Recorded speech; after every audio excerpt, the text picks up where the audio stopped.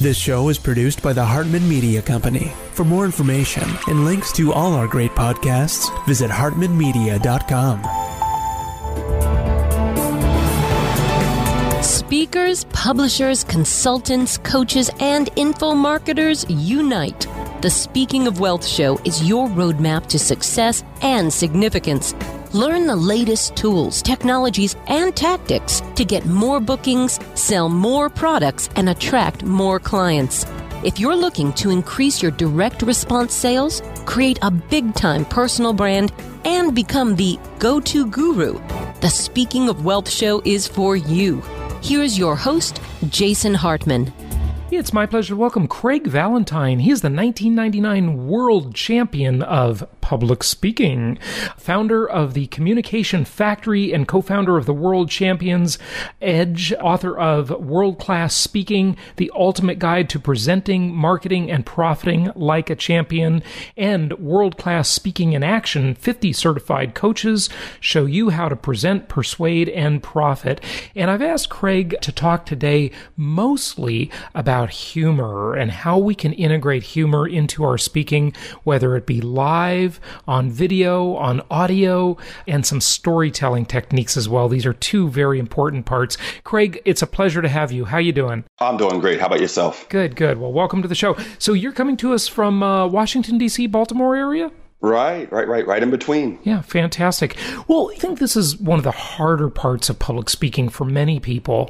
Humor, storytelling, they really grab an audience. They are such a great way to connect, bring down barriers, to reduce skepticism, and to really connect with people. How can people do it more effectively? Well, if you had asked me this about 17 years ago, I wouldn't have been the person to ask, believe it or not. So that lets you know that even if you don't feel like you're funny at first, you can certainly uncover humor later on. One of the first ideas is to make sure that people ask me all the time, well, Craig, how do you add humor to a speech? And I say, don't add humor to a speech, uncover humor within it. And there's a big difference. Because when you add humor, it's inorganic. Right. When you uncover it, it's already in the story. It's already there. It's already true. So there are lots of ways to do it. And the most important way is within your stories, more specifically within your characters, more specifically within your characters' dialogue. Within your characters' dialogue with what they say to each other. I'll give you a quick example. You had mentioned that I'm the 1999 world champion of public speaking. Well, being the world champion is a blessing and a curse. Because if you had been walking towards me in the Chicago airport 2 days after winning the world championship, you would see my wife on one side of me and me, if you can imagine this, Jason, carrying this gigantic crystal trophy, just walking through the Chicago airport. And everybody's looking at me like, wow. Who's that? Who is that? Yeah. Is that Denzel Washington?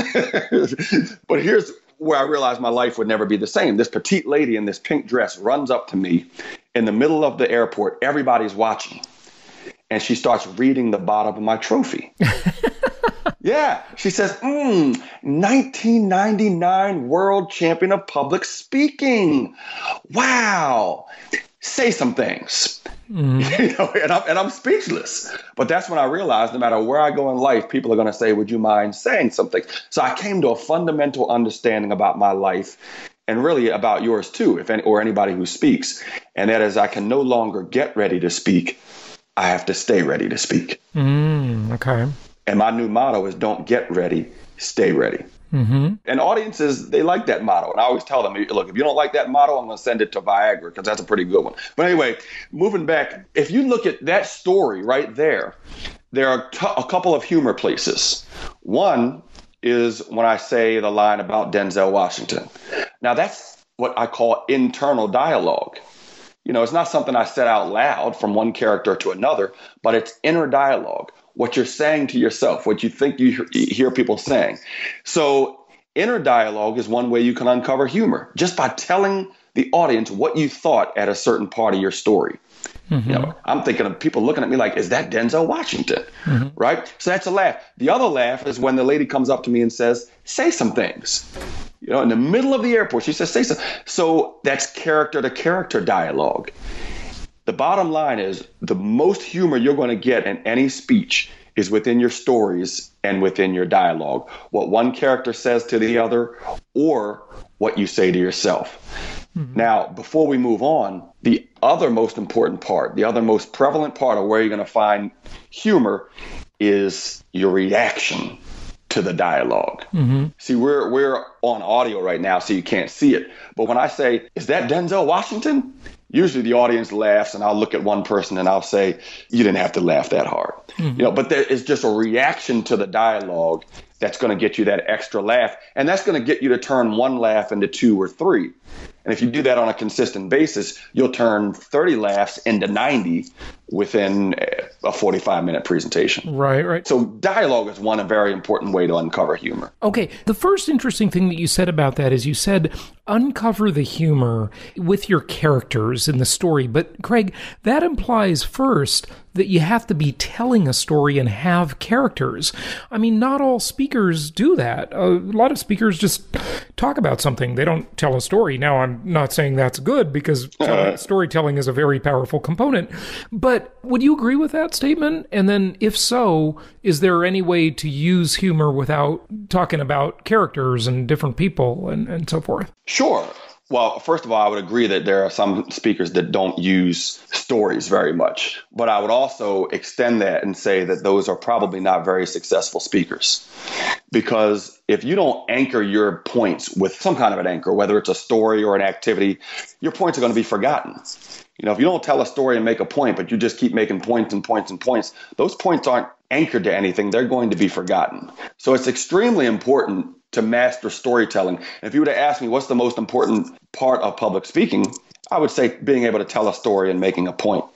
And that doesn't just come from me. That comes from Bill Gove, who was the first president of the National Speakers Association.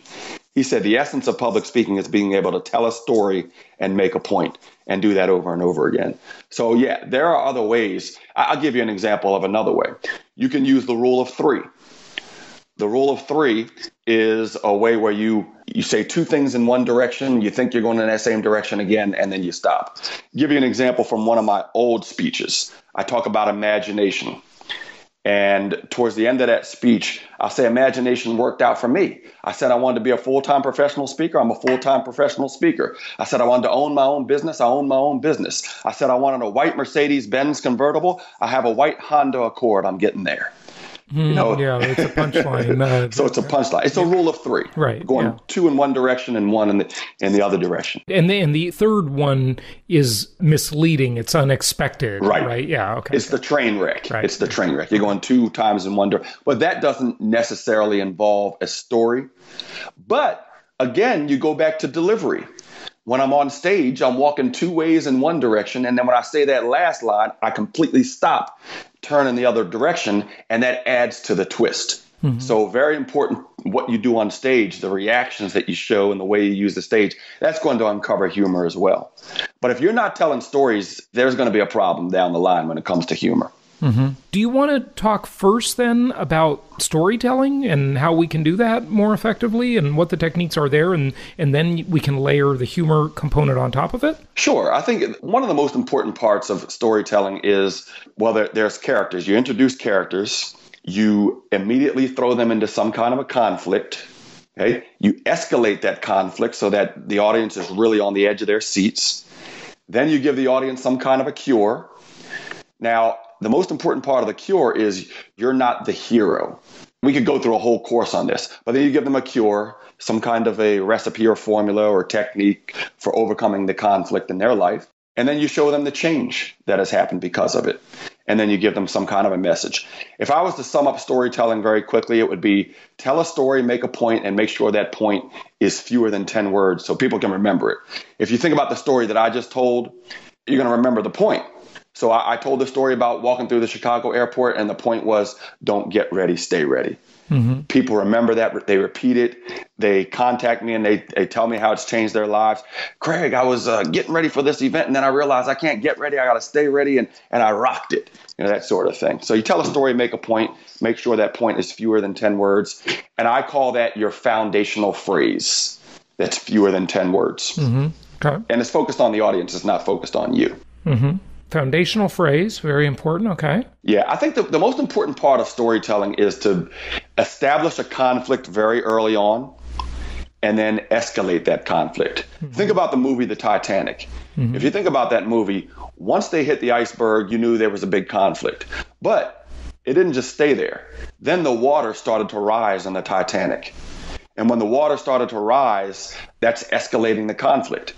And that's where the story got very, very interesting. And something had to be done. There needed to be some kind of a cure or solution to that. Yeah, okay. When you're talking about storytelling, and you mentioned have someone else other than yourself as the hero, right? Right. That's kind of interesting. So kind of begs the question, other than yourself, and you are a master at storytelling and humor for sure, hopefully the listeners have had a chance to hear your work, but other than yourself, who are some of the other masters in this that people can study? I'm a big fan of Charlie Tremendous Jones, the late, great Charlie Tremendous Jones. And what a name, by the way. and I shared the stage with him. He must have been 87, 88. I shared the stage with him a year before he passed away. And I was just a big fan of how he used stories, how he uncovered humor, how he made fun of himself. The self-deprecating humor, that's another piece of it, where you don't have to go after and make fun of other people, but you make fun of yourself. And that's kind of what I started to do afterwards. I'll give you an example. I did win the World Championship of Public Speaking, but it didn't start off that way. The first contest that I ever got into in Toastmasters, I lost at the absolute lowest level, called the club level. And it was a humorous speaking contest. Right. And I remember a very experienced NSA member came up to me afterwards, and he was also a Toastmasters member. His name is Alan Mish. And he came up to me right after the contest, and he said, "Craig, you can win the World Championship of Public Speaking." And I said, "What are you talking about? I just lost a humorous speech contest at the club level." Right. And we should mention that NSA stands for National Speakers Association. Yeah, exactly. Well, I said, "I just lost a humorous speech contest at the club level." He said, "That's okay." He said, "The only thing wrong with your humorous speech was that it wasn't funny." When he told me that, I was like, oh my God. But then he said, "But you can use the same type of humor in an international contest and win the world championship." And that's what I went out and did. Now, if you think about the story I just told, which was just a quick anecdote, who would you say was the hero? Well, he's his hero, right? Exactly. Yeah. Alan Mish. Yeah, right. So we have to tell stories where other people gave us the advice, gave us the tools, maybe even said the humorous lines. And most of my stories, I'm not the one who says the humorous lines. The other characters are. Right. One of the pieces of advice I got from Patricia Fripp a long time ago was, she said, "Craig, give your other characters the best lines." Yeah, okay. And that's what I've been doing ever since. So address that issue maybe, just let's take a little deeper dive, if we can, into the self-deprecating humor idea, because that's powerful, and I think it shows a level of self-esteem and comfort with oneself if you can poke fun at yourself. Also, it's more fair game than doing it to someone else, right? Yeah, exactly. because at least you're there to defend yourself, right?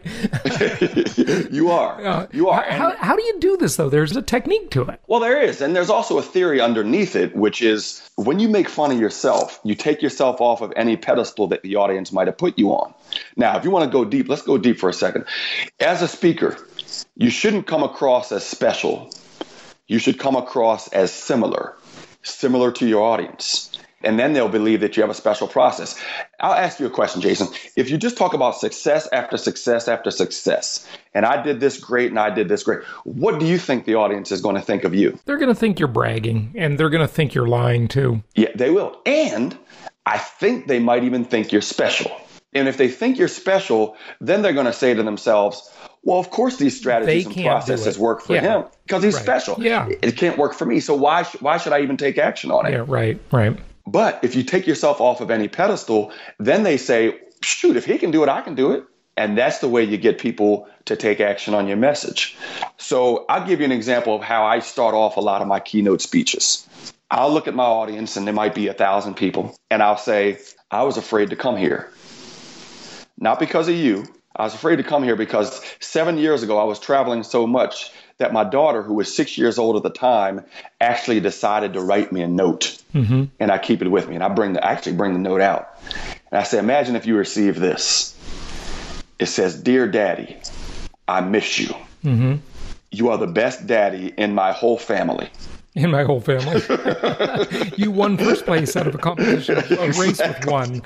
And I look out of my audience and I say, Up until I got this note, I thought I was the only daddy in the whole family. Maybe I should stay off the road and make sure no more daddies are coming through. That's true. Hey, there's a whole discussion about that, by the way. I'll tell you something interesting. I had a guest on, and Craig, just as an aside here, this blew my mind. He said there have been these surveys saying that there are a very high percentage of men out there who are fathering other people's children and don't know it. Wow. That's a serious concept, That's obviously. So. But if you go back to that quick story, that quick letter, which, by the way, had a prop, I bring the letter out and so people can get emotionally attached to it. But if you go back to that, it's me taking myself off of any pedestal that they put me on. It's me kind of poking fun at myself. Right. And then if you want to look at the humor part of that, Jason, you look at the fact that at first I just had that one line about the best dad in my whole family. After a while, I started to look at what is my audience thinking at this point in time.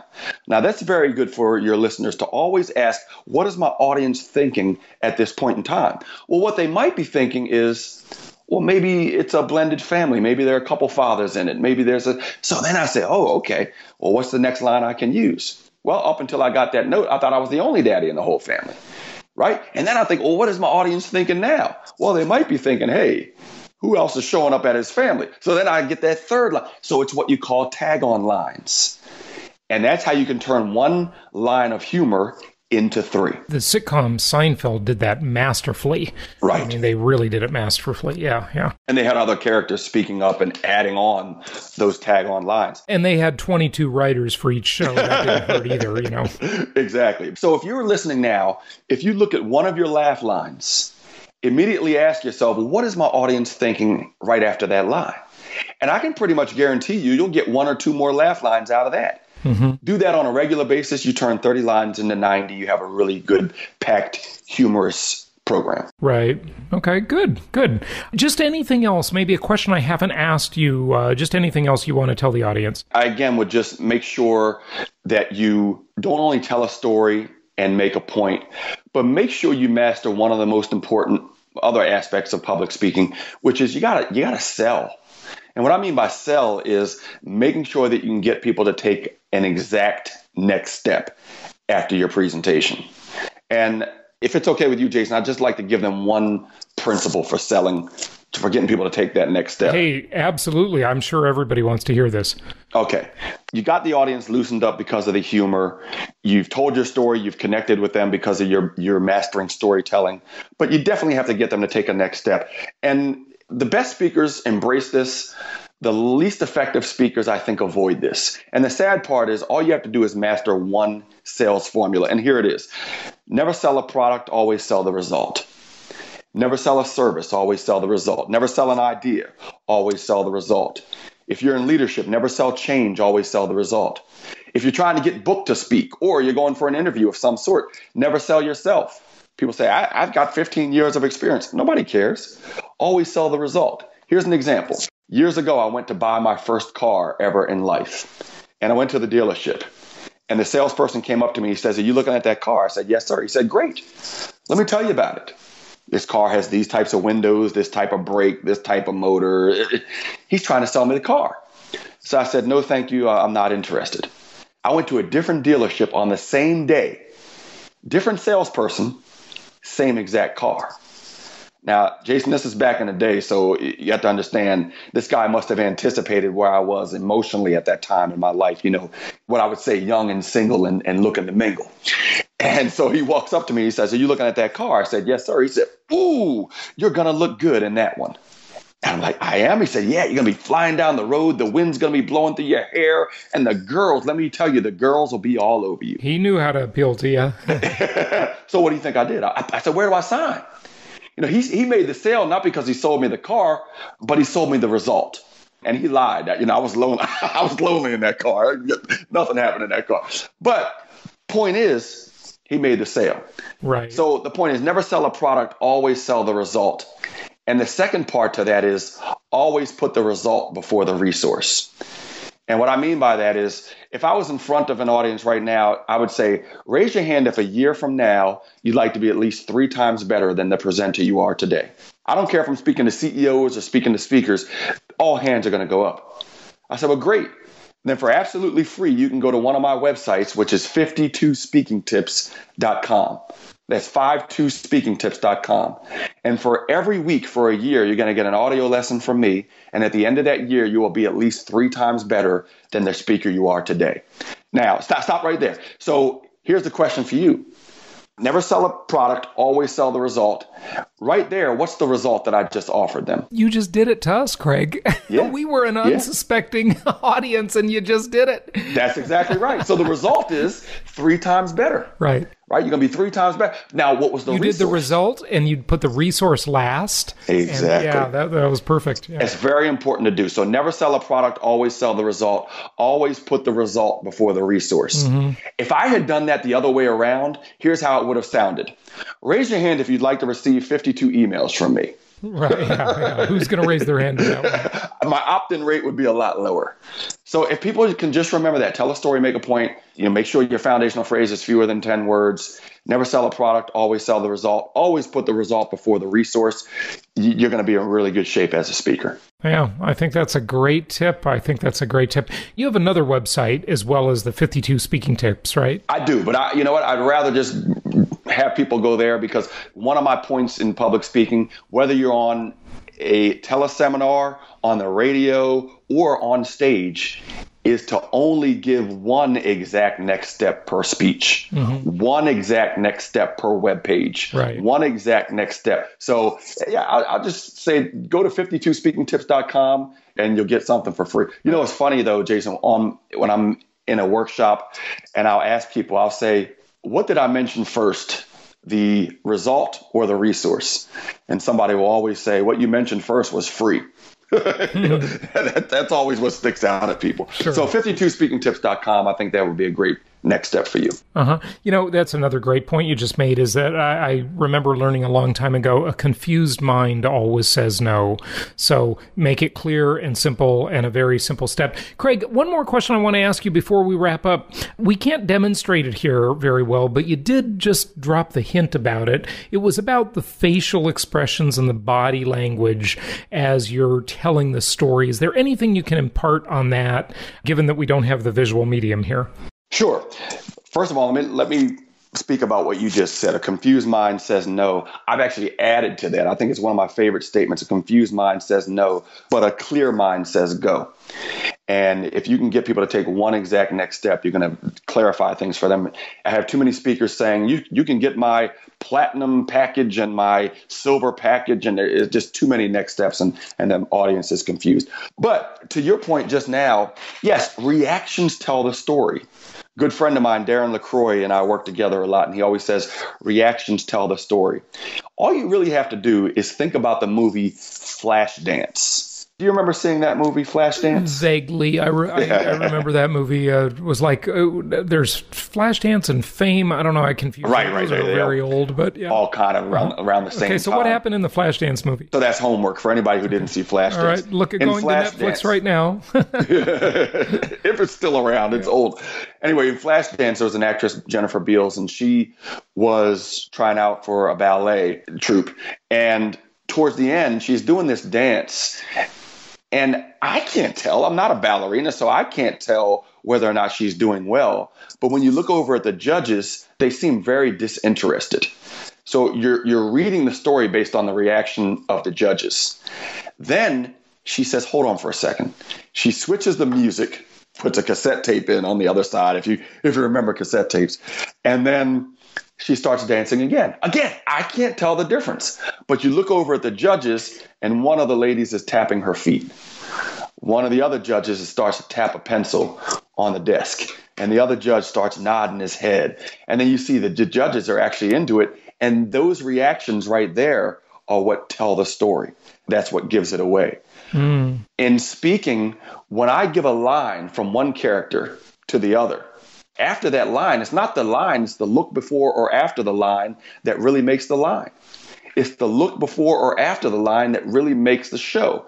So going back to my story about the car, when the gentleman says to me, ooh, you're going to look good in that one.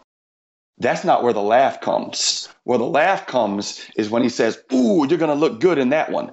And I look up at my audience like, I am? that's where the laugh comes. So it's not the line, it's actually the look after the line that gets the laugh. Yeah. And if you can do that on a regular basis, again, you're going to turn one laugh into two laughs into three. You're going to have 90 laughs in 45 minutes. Right. And you'll be good to go. Now, if I can just get my voice back, I'll be in good shape. But yeah, that's how you can get multiple laughs. Excellent point. Excellent point. Craig Valentine, thank you so much for joining us. Oh, thank you, Jason. I appreciate it. This show is produced by the Hartman Media Company, all rights reserved.